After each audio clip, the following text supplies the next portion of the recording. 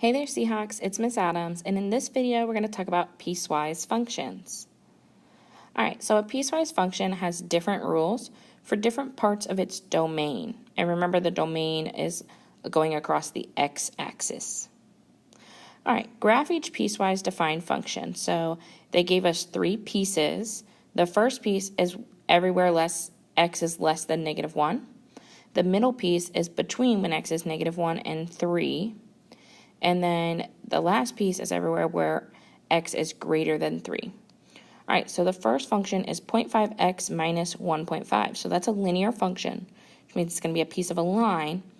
And the y-intercept is at -1.5, and the slope is at 0.5. So if I go to -1.5 and then I go up 1/2 over 1, that would be kind of the trend of my line. However, I can only graph this line where x is less than -1. So I want to go the other way. I'm going to keep it going. Then I'm going to get rid of any points where it goes beyond -1. Okay, so there's where -1 occurs. At -1, I'd see a less than sign. It does not have the equal to, so I'm going to put an open circle. And I'm going to get rid of any dots that I had that were beyond that point. So there's my first piece of the piecewise function. The next piece is x plus 1, which is also a linear function, with a y-intercept at 1 and a slope of 1. So I'm going to go to, in that middle area, I'm going to go to 1. Then I'm going to go up 1 over 1. Okay, so there's all my points for that line, and it should have filled in endpoints at when x is -1 and x is 3.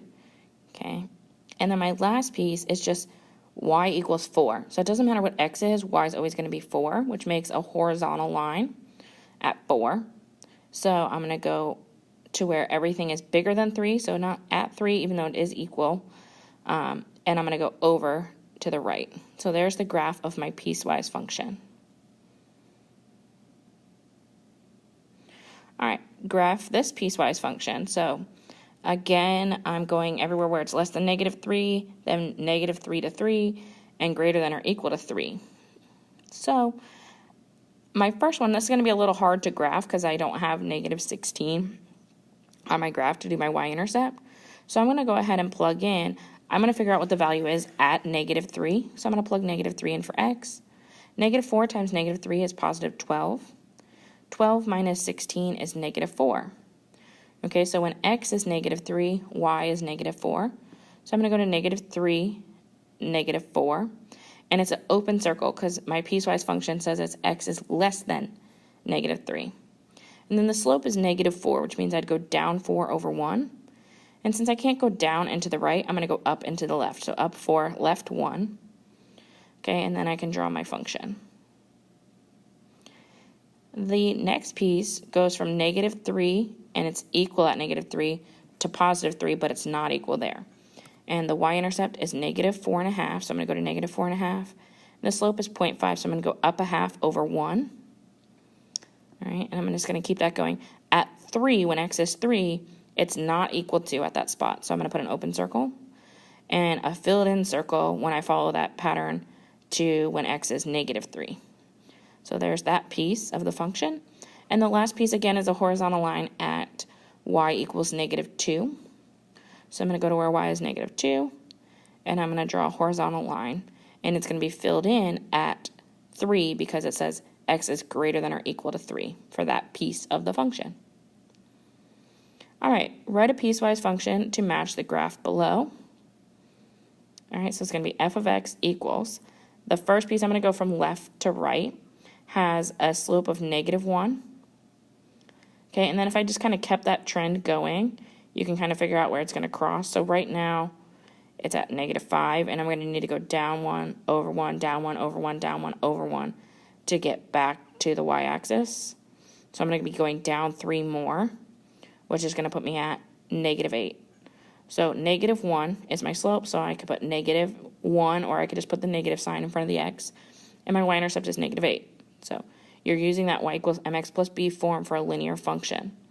And that is everywhere where x is less than -3, but not equal to. So I'm not going to fill in the little line under my inequality.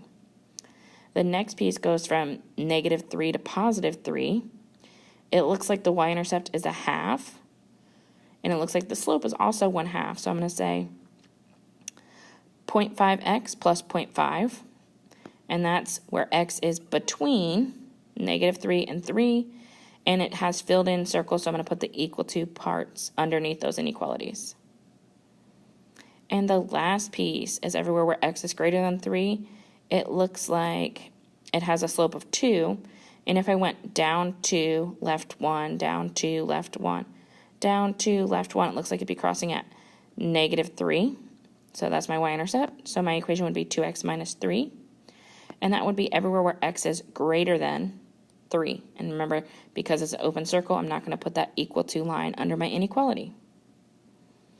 All right, write a piecewise function to match the graph below. So again, I'm going to go left to right. Oops. My slope is 1/2.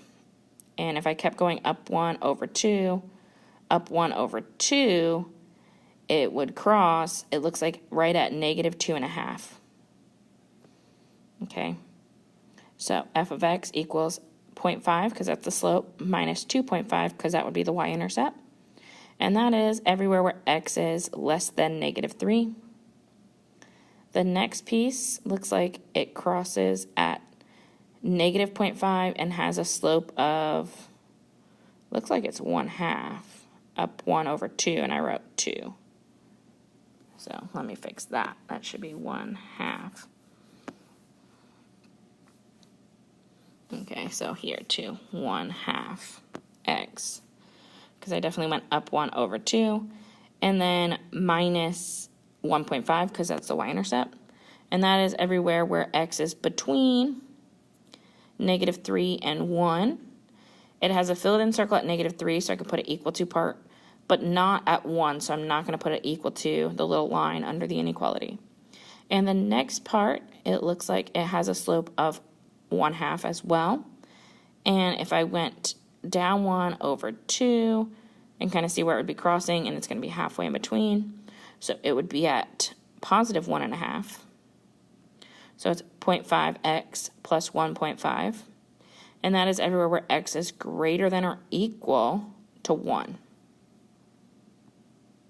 All right, the graph at the right shows shipping costs as a function of purchase amount.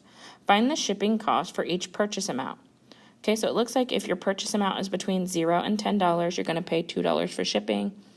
If your purchase amount is between $10 and $20, you're going to pay $4 for shipping. If your purchase amount is between $20 and $40, you're going to pay $6 for shipping. And if it's more than $40, you're going to pay $0 for shipping. Okay, so we're going to kind of just go to these purchase amounts and see what the shipping amount would be. So at $8.49, okay, if I go to $8.49, that brings me to the shipping cost of $2. Purchase amount of $20 at 20, it's filled in on the bottom part, which is at $4 for shipping. For $89.50, so that would be kind of off of my graph, but that last section has an arrow, so it's going to keep going, and that would mean that the shipping cost would be $0 and $40.01. So it looks like anything over 40 is going to be $0. Okay, if it was $39.99, then it would have been $6 in shipping. Okay, so just a couple cents makes a big difference in the shipping costs. All right, that's it.